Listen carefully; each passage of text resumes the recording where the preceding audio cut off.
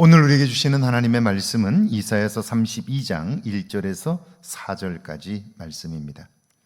보라, 장차 한 왕이 공의로 통치할 것이요 방백들이 정의로 다스릴 것이며 또 그 사람은 광풍을 피하는 곳, 폭우를 가리는 곳 같을 것이며 마른 땅의 냇물 같을 것이며 곤비한 땅의 큰 바위 그늘 같으리니 보는 자의 눈이 감기지 아니할 것이요 듣는 자가 귀를 기울일 것이며 조그만 자의 마음이 지식을 깨닫고 어눌한 자의 혀가 민첩하여 말을 분명히 할 것이라. 아멘. 하나님의 말씀입니다. 좋은 날입니다. 하나님께서 함께 하시는 복된 날 되기를 주의 이름으로 축복합니다. 예레미야 32장에 보면 유다왕 시드기야가 통치하던 때에 바벨론이 침략했고 예루살렘은 포위되었습니다. 예레미야 선지자는 하나님의 음성을 들었고 왕과 백성들이 듣고 싶어하지 않는 예루살렘이 멸망할 것이라는 하나님의 메시지를 선포함으로 옥에 갇혔습니다. 그런데 하나님은요, 옥에 갇힌 예레미야에게 이해할 수 없는 말씀을 하셔요. 그것은 그의 사촌 하나멜의 땅을 사라는 거예요. 지금 나라가 망하기 직전인데 땅을 사서 무엇을 하겠습니까? 그런데 하나님은 예레미야에게 그렇게 말씀하셔요. 여러분 같으면 그런 상황에서 하나님의 말씀을 따를 수 있을까요? 예레미야는 그럼에도 하나님의 말씀대로 행해요. 백성들을 모아놓고 모든 사람이 보는 앞에서 계약서를 씁니다. 증인을 세워요. 그리고 말씀대로 하나도 틀림없이 순종합니다. 여러분, 왜 이런 어처구니 없는 일을 하는 걸까요? 하나님은 예레미야 선지자를 통해서 그 백성들에게 말씀하시는 거죠. 땅을 사고 팔던 일상이 다시 곧 돌아오게 될 것이다 라고 하는 거죠. 그러니까 사람의 눈에 보여지는 예레미야의 행위는 땅을 사고 파는 일이에요.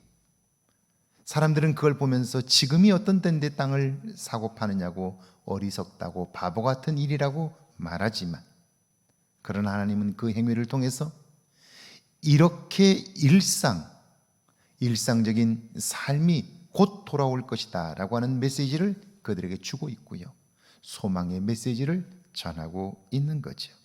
하나님이 이 모든 위기에서 건져주실 것이다 라고 하는 것을 그 백성들에게 전파하고 있는 것인데요, 하나님의 약속은 그대로 이루어집니다. 1절이죠. 보라, 장차 한 왕이 공의로 통치할 것이요 방백들이 정의로 다스릴 것이며 하나님이 아수르를 굴복시키시고 그들의 압제에서 해방시키신 후 그 땅을 통치할 왕을 세우신다고 약속하십니다. 하나님이 세우신 그 왕은 공의로 통치를 합니다. 그 나라의 총리들은 정의로 다스릴 것입니다. 하나님이 이런 왕과 방백 나라를 세우실 것을 약속하셨습니다. 그렇다면 여러분, 공의와 정의의 근간이 무엇일까요? 2절입니다. 또 그 사람은 광풍을 피하는 곳, 폭우를 가리는 곳 같을 것이며 마른 땅의 냇물 같을 것이며 곤비한 땅의 큰 바위 그늘 같으리니 그 나라 왕과 총리들은 백성들이 힘들고 어려울 때 피할 바위 같은 존재입니다. 백성들이 폭우를 만났을 땐 우산이 되어주고 가뭄이 들어 어려움을 만났을 땐 소나기 같은 해결책을 내어 놓습니다.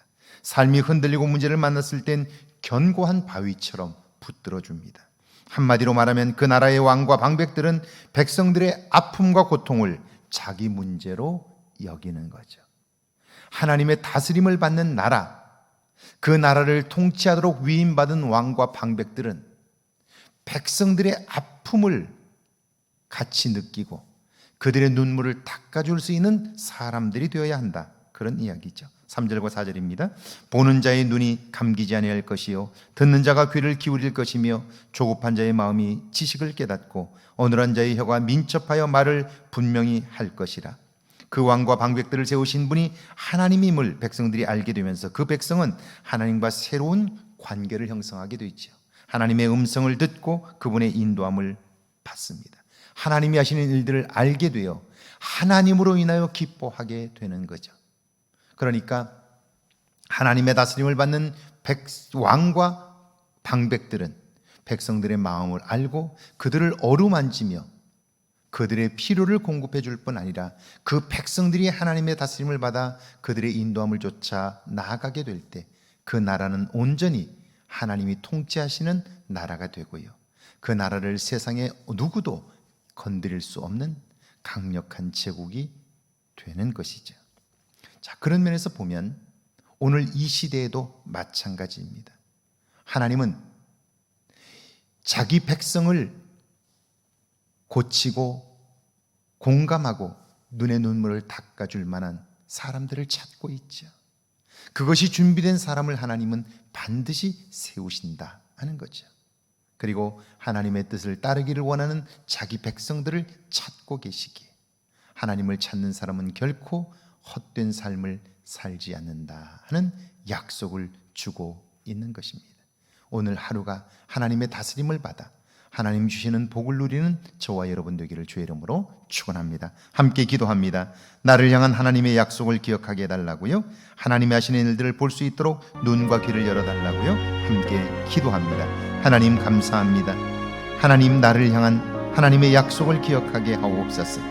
하나님이 하시는 일들을 볼 수 있도록 눈과 귀를 열어주셔서 매일매일 주의 인도하심을 받게 부족함이 없도록 주여 역사해 주옵소서. 전능하신 하나님 아버지, 진실로 우리는 부족하오니 우리의 부족함을 채워주시되 주님을 알게 하시고 주님을 믿게 하시고 주님을 따라 오늘 하루도 복된 날이 되게 하옵소서.